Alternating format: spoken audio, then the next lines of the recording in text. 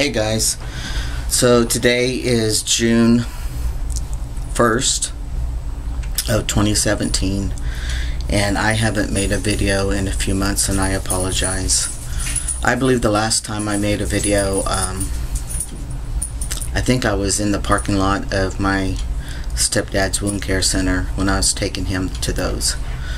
So as you can see, I have been under a lot of stress and tension, frustration, you name it. It was just really draining, and he ended up with MRSA again, 4 times bout of MRSA. So about May, I think it was like 7th or 8th, 9th or something, we went and saw the cardiologist.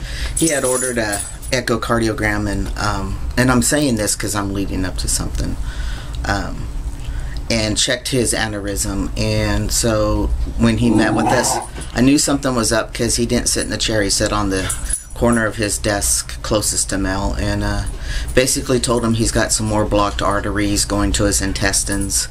The right front part of his heart is not getting circulation. He's got a blockage in the left growing area, could start causing the sores in his feet again. And it was just really a sad appointment, because basically the way it ended was there's not a whole lot. The doctor's not going to stir the pot. He doesn't want to go in and break things loose and cause more issues, because Mel wasn't having any of the symptoms. He didn't have chest pain, he didn't have stomach pain, his feet were healing. He was down to just 1 black toe out of 3 and 15 wounds. That's all he had left. And so he just said, if you get chest pain, you call me right away or you go to the hospital. And Mel called me on the 13th of May, Saturday night, and said he was experiencing really bad chills and that he couldn't control them, and his blood pressure was real high and he was having mild chest pain. I said, well, I got to come and get you, take you to the emergency room. I just don't want any more tests. And I said, it's your call. You know, that's what the doctor said. Take you to the emergency room if you experience any chest pain. So he said he'd go.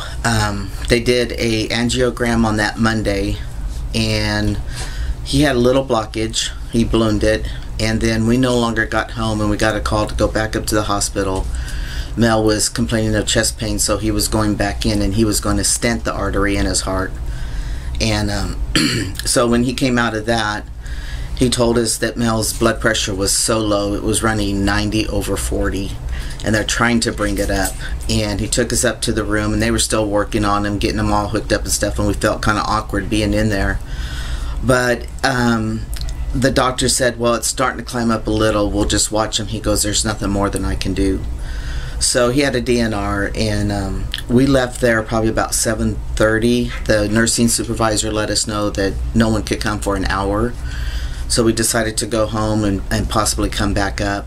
And when we got home, they called my mom and said he was, that they needed to verify that there was a DNR, which means does not resuscitate. She said yes.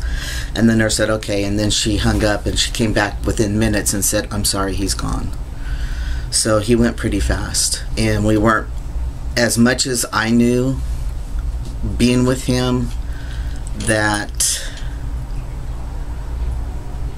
it just seemed like it just seemed like he was always in pain, you know. It's just like he was tired. He beat throat cancer, and then had all these, since June last year, he had like 7 strokes, and he had strokes before then that they didn't even know, that showed on his CAT scan. And he's at peace now. It took us about a week and a half to get everything in order, but he had a veterans, he had 3 services, a viewing and a church service for his side of the family, and then we had, he was buried at the National Cemetery, the Veterans National Cemetery. He was in the Army, and they did a salute off to him. And then because we both worked for the state, the Color Honor Guard gave the flag of California to my mom. So my mom was presented with the California flag and the United States flag. It was really nice. She lost it. I've never seen my mom like that. So all this was just very stressful. But I'm saying all this because in the midst of all of this, being Ethan and how I interacted with a lot of people and what transpired through all this, and I can honestly say that I have finally just molded into life. You know, I present myself. I don't worry about anything anymore. The day of the service, the honor guard was there at the church service, and they actually escorted the casket in, and the flag was draped over it. And a lot of those guys I worked with, but I worked with them in my female body. And the first guy I came up to, I had worked with quite a bit, and he just looked at me and smiled, and I said, "Yeah, you know me." And he goes, "I can tell by the eyes." And I said, "Yeah." And he goes, "Well," he goes, "that's cool." And then the captain was a sergeant when I was there, and he had just picked up lieutenant. And yeah, they all, even the warden, remembered me because I was a big part of my position. Was I was always in the face of administration, all the higher ups, the associate wardens and the wardens and stuff. So he remembered me, and so I did come out actually to a lot of people that I worked with. Well, not a lot, but you know, there was other guards listening, and they were newer, so I didn't know them. But I've been gone for 10 years now, so yeah. So I didn't get it, you know, and I don't think they would say anything, but their reaction was genuine. It wasn't fake or anything. They truly told me it was all good, and to take care of myself, and I thank them for coming again. They did the gun salute to him, so it was pretty cool. But it was very draining, and and my body has gone through a lot. It was to a point where when I would come home, I'd be so drained. I didn't feel like cooking anything. I didn't feel like doing anything. Tony, you know, she's battled since the cancer, you know, her body getting back to full energy. That she's on a new medication after the hysterectomy, and it makes her bones hurt, her joints hurt. And so we just kind of we weren't a hamburger, french fry kind of diet, but we did go off our diet. I realized that actually I have a comfort issue, and I didn't realize it before. But I was so frustrated, and I didn't want a meal. I would just eat ice cream sometimes, and I got onto this gelato stuff, and it shows on my body. I've got a lot more fat on my body, and my body's paid the price. So I'm trying to I've gone back to my counseling because I have to debrief from some of this stuff. I'm so frustrated. I have to let go of some things. You know, in death, people really, the horns come out in people, and we didn't know his family too well. Mel was in our family for about 22 years, and he wasn't close to his 3 brothers and sister, but yet they acted like they were all so close, and that, you know, I don't know. But anyway, it was very stressful. My mom was not in any condition to make any decisions, and my sister and I handled all the funeral arrangements and all that stuff. So the body has really gone through something, and you can tell in my face. I still crash. I have no energy. I've gone back to my counseling, like I said, trying to get a hold of the feelings I felt, the emotions, the frustration. I'm not a control freak. I don't think I'm a control freak. I don't control anybody, but I take initiative. When people are just sitting back, I have to take initiative because something has to be done, and I follow that all the way through. And that's the kind of person I am. That's the kind of worker I was, and that's what got me promoted and all that stuff. But it also is very, very draining. and you're up on this high level emotion for a long period of time, and then all of a sudden, like when I didn't have to take him those last couple of weeks, I just crashed, and I didn't even get to my horses, you know, the one thing I love. And I still haven't.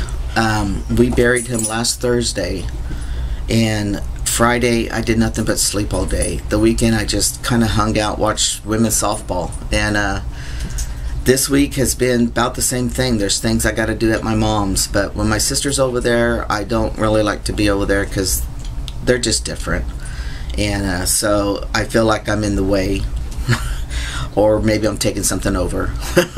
So I just backed off. I left today, and I decided, you know what, I'll just do it when she's not around. So I got to fix some sprinklers for her and stuff. But it's been an experience regarding my transition. I always wondered what I would do if I ran into anybody that I worked with prior, that they looked at me and kind of looked like they knew me, you know. I was relieved.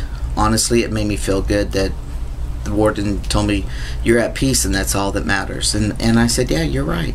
And he's a great guy. And it was overall good. But you know, we always talk about physical changes and stuff, and I am going to do another video after this, because I did, in the midst of all this, have a revision done on my chest, and the revision didn't go well. And I do mark that up to my body being under stress. It reacted totally different than it's ever reacted to a surgery. So I am going to show you guys that, show you what my goal was, and they still said I'm only 6 weeks post-op, something like that. So the doctor says just to hang in there, let things settle down. So anyway, I hope that the next time I make this video that I'm in much better spirits, and that I look better. I don't look so old and tired, you know, and can honestly give you a positive video and have a positive venue about my life and where I'm going from here, because I've decided that I'm not going to work with horses anymore for now. I got too crowded and it caused too much anxiety, and I need to just set back and I need to take a look at myself and get myself back in gear. Through all this, my pain in my feet have been worse. I've had to take double medication. That hasn't set well with me. So there's a lot of things that needs to be worked out. So I'm hoping the next time that we do this video, or that I do this video, that you guys will have a more positive video to watch, and hopefully some of the things I've gone through and worked through will inspire you, if at all you're in that position or have going through that stuff. So always take it one day at a time, guys, and make your journey as simple as possible. We'll talk to you later. Bye.